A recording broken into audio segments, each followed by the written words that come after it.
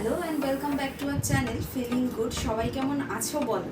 আশা করছি সবাই খুব ভালোই আছো। আজকে আমরা নিয়ে চলে এসেছি তোমাদের সামনে আমাদের ডে 3 হানিমুনের পার্ট 2টা, যেটা নাকি আমরা বলেইছিলাম প্রথমে যে আমরা দুটো পার্টে ভাগ করে দিচ্ছি যাতে লেন্দি না হয় ভিডিওটা, তোমাদের দেখতে বোরিং না লাগে।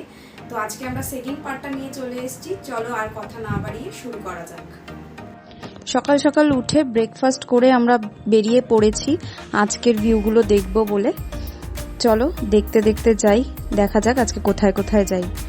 মেঘালয়ের রাস্তাগুলো পাহাড়ের উপরে এত সুন্দর, মানে কি বলবো, আমরা একদম কাছ থেকে যেন মনে হচ্ছে মেঘালয়ের মেঘগুলোকেও দেখতে পাচ্ছি। মেঘের মধ্যে দিয়েই মনে হচ্ছে আমরা যাচ্ছি।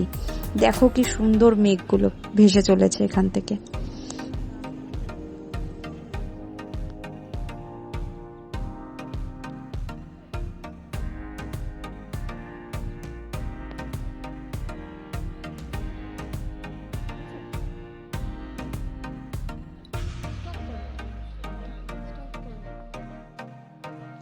এরপর আমরা যেখানে যাচ্ছি জায়গাটার নাম হচ্ছে লিভিংরুটব্রিজ। এটা প্রায় পাহাড় থেকে 400-500 সিঁড়ি ভেঙে নিচে নেমে যেতে হয় এই রুট ব্রিজটা দেখার জন্য। এটা একেবারে গাছের শিকড় দিয়ে, মানে সত্যিকারের শিকড় দিয়ে ব্রিজ। এখানে স্টে করতে দেয় না, ব্রিজটার মাঝখানে হেঁটে চলে যেতে হয়। তো আমরা গিয়েছিলাম, সেখানকার কিছু পিকচার তোমরা দেখতে পাবে।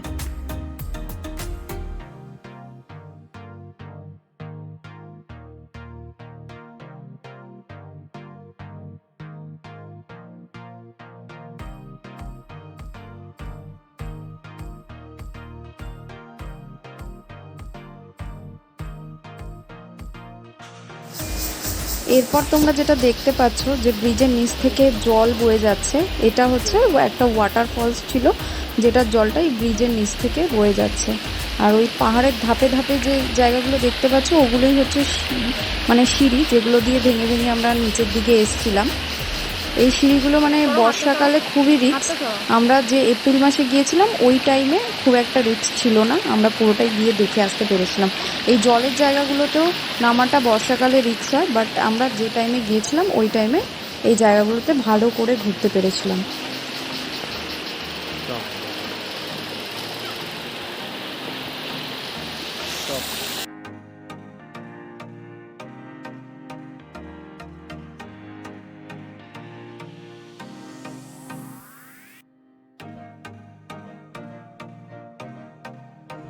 তোমাদেরকে ঘুরিয়ে চারিদিকটা দেখানোর চেষ্টা করছি। দেখো কি সুন্দর প্রাকৃতিক দৃশ্য, মানে চারিদিকে শুধু গাছের ছায়া, মেঘাচ্ছন্ন আকাশ, তার সাথে গাছের ছায়া, অপূর্ব দৃশ্য।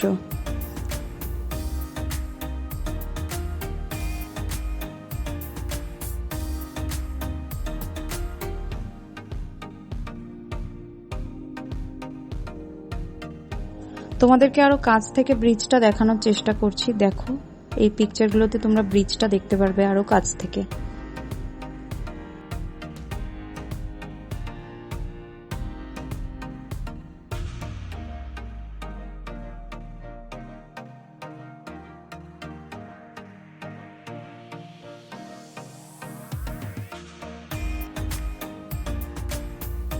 এর পরের ডেস্টিনেশন ছিল আমাদের এশিয়ার ক্লিনেস্ট ভিলেজ দেখার। ভিলেজটার নাম হচ্ছে মেললং ভিলেজ। এই ভিলেজটা এতটাই পরিষ্কার যে মানে কি বলবো, এত সুন্দর পরিষ্কার ভিলেজ আমি তো এর আগে দেখিনি কোথাও। রাস্তাগুলোতে মনে হচ্ছে বসে পড়া যাবে, এতটাই পরিষ্কার ছিল। কিছু পিকচার আমরা তুলেছি, সেগুলো তোমরা দেখো। খুবই সুন্দর ভিলেজটা।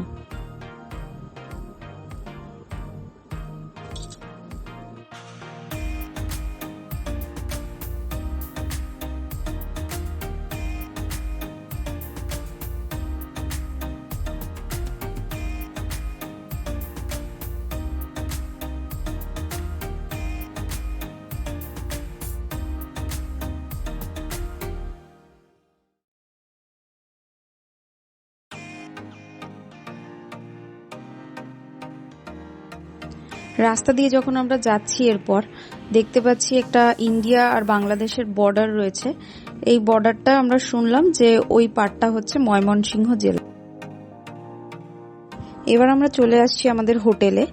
আমরা ডে 3-তে যেখানে স্টে করেছিলাম আমাদের হোটেলের নাম ছিল রয়্যাল ভিউ রিসর্ট।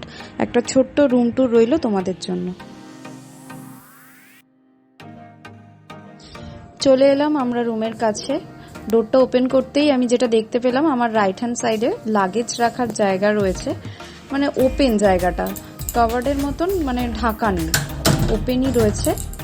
দেখতে পাবে এখানে লাগেজগুলো রয়েছে আমাদের।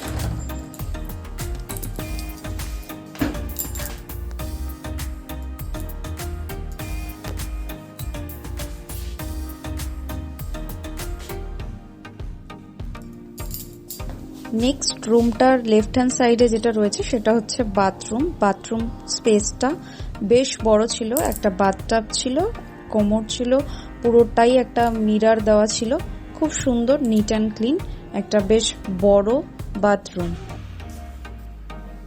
বাথরুম থেকে বেরিয়ে আসার পরে আমি যেটা দেখলাম, একটা কিং সাইজ বেড রয়েছে, ওপাশে যেরকম থাকে একটা ইন্টারকম, আর এপাশে আমাদের ছোট ছোট কিছু ব্যাগ রয়েছে, টিভি রয়েছে। আর এখানে বলে নি, যা কিছু তোমরা দেখতে পাচ্ছ জল বা যাই রয়েছে, এখানে একটা ক্যাবিনেট ফ্রিজ রয়েছে। ফ্রিজের মধ্যে যা ড্রিঙ্কস রয়েছে, যা চকলেট রয়েছে, সবই কিন্তু চার্জেবল। যদি ইচ্ছে হয় খেতে পারা যাবে, এমন নয় যে নেওয়া যাবে না, নেওয়া যাবে, বাট চেক আউটের আগে ওরা চেক করে বিলটা দেবে। এটা এবার চলে আসছি, এখানে খুব সুন্দর একটা ছোট্ট মতন ব্যালকনি আছে। এই ব্যালকনির থেকে দেখো চারিদিকটা যেরকম পাহাড়ে নিস্তব্ধ অন্ধকার হয়, সেরকমই রাত্রেবেলা হয়ে গিয়েছিল। এখানে একটা সিটিং অ্যারেঞ্জমেন্ট করা আছে, এখানে বসে খাওয়া যেতে পারে। দুটো চেয়ার দেওয়া আছে, একটা টেবিল দেওয়া আছে।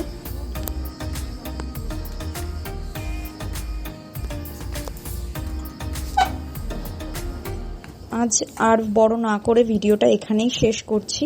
এরপর জাস্ট আমরা ডিনার করে নিয়েছিলাম, সেটার কিছু পিকচার তোমরা দেখতে পাবে। আজকের ভিডিওটা এখানেই শেষ করলাম। ভালো লাগলে লাইক করো, শেয়ার করো, কমেন্ট করো অ্যান্ড সাবস্ক্রাইব করো অবশ্যই। চলো টাটা, গুড নাইট।